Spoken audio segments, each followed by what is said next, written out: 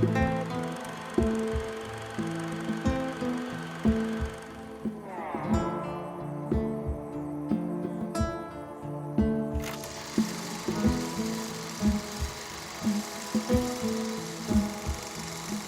palm tree, a symbol of Los Angeles, known around the world, and associated with the city as much as the Hollywood sign and Hollywood itself. What is the forgotten history behind these giant trees, and how did they end up here?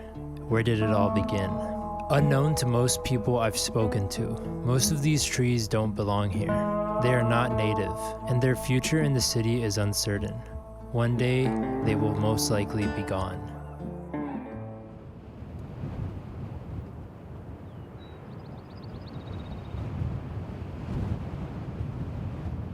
Despite how common they are today in LA, out of the dozens of species that now line the city streets, only one, the California fan palm, is actually native to California. And even these do not tend to grow within the city of LA itself. These native palms thrive in hidden desert oases, in places like Palm Canyon near Palm Springs. Underground springs feed clusters of fan palms, creating shady habitats in otherwise scorching desert. Before 1492, Los Angeles itself had almost no palm trees. Its landscape was a patchwork of sage scrub, grassland, and oak woodland. Palms were absent from the basin. They first arrived via the Spanish missionaries, when Franciscan monks established missions across California in the late 1700s. They deliberately planted palms around their grounds. In Christian tradition, palms were tied to Palm Sunday and to biblical images of paradise. By the 1800s, as California shifted from Spanish to Mexican to American rule, palms carried another layer of meaning. They symbolized exoticism, warmth, and escape. For European settlers, palms evoked the Mediterranean, the Middle East, or the tropics, faraway places that felt glamorous and even mystical. After the Transcontinental Railroad arrived in 1876, real estate developers began to market Southern California as a semi-tropical paradise. The term semi-tropic was often used to describe the landscape. Americans from the East Coast read stories of this semi-tropical place and were sold the idea of sunshine, opportunity, and health. During this time, palm trees were imported from around the world to help sell this idea. Mexican fan palms, Canary Island date palms, and royal palms from the Caribbean. Unlike oaks or sycamores, palms were easy to transplant. Their compact root balls meant they could be dug up, shipped, and replanted with relative ease, which made them ideal for lining brand new boulevards and parks. They were not chosen for shade or fruit, or even durability. They were chosen for appearance. They made Los Angeles look exotic. And so, what began as religious symbolism quickly transformed into marketing. Palms became props in a massive sales pitch. Los Angeles as America's Mediterranean shore. By the 1900s, Los Angeles was no longer just a dusty small town. It was reinventing itself as a global destination, and a huge explosion in palm trees was about to come in the 1930s.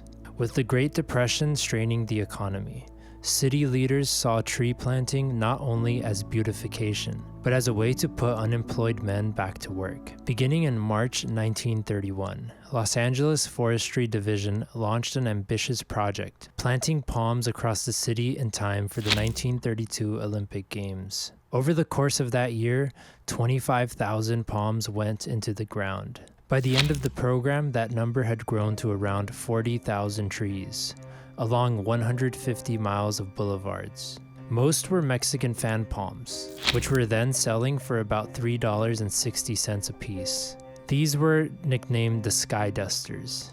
They were tall, impossibly thin palms that even today rise above the LA skyline, like natural telephone poles.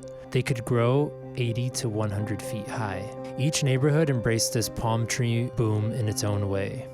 Pasadena planted palm trees every 100 feet along Colorado Boulevard. In Venice, civic groups planted 200 palms along Washington Boulevard. In film, palms became inseparable from Los Angeles itself. By mid-century, they were icons of surf culture, rock and roll album covers, and neon motel signs. Even today, they remain shorthand for Los Angeles. But things may be changing soon. Many of the trees planted during the push of the 1930s are nearing the end of their natural lifespan.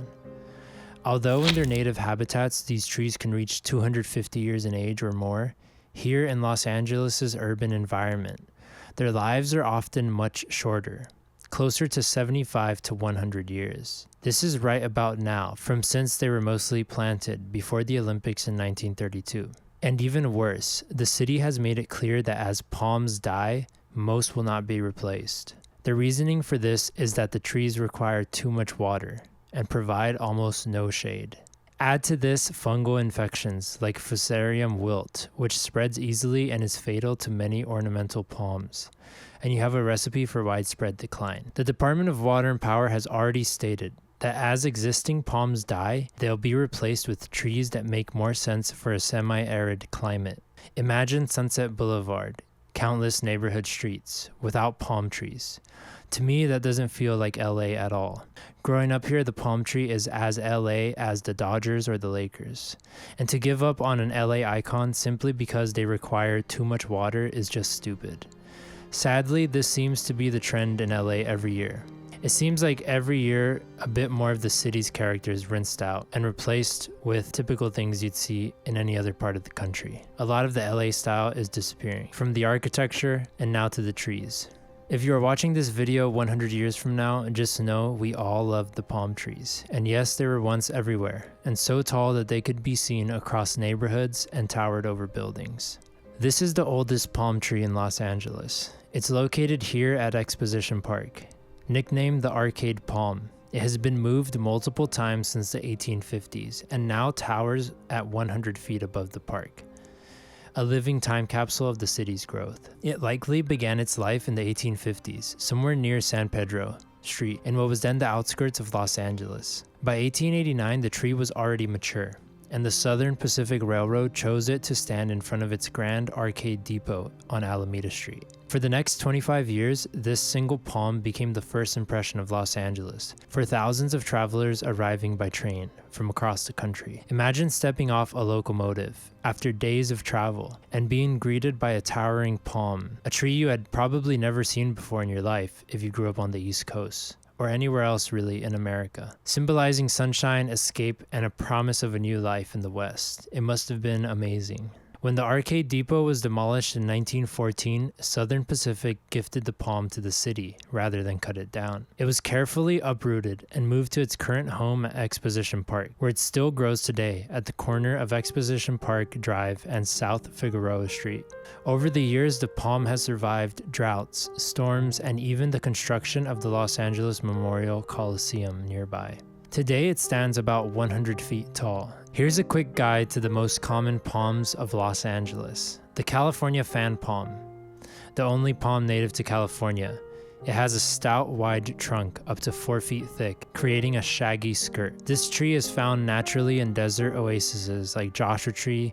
This is the Mexican fan palm, the most common palm lining LA boulevards. These are tall and slender, and they're often over 100 feet tall. They look like something out of Dr. Seuss. Their trunks may curve or bend and are much thinner than the California fan palm. This is the Canary Island date palm.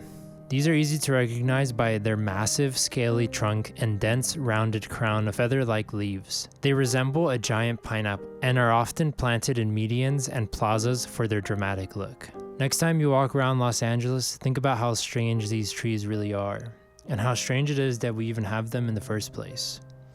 Thank you guys for watching, and make sure to check out the Patreon if you would like to support the channel. There's some exclusive content on there, and I will be posting on it a lot more in the future. But I hope you guys enjoyed it, and I'll see you guys next time.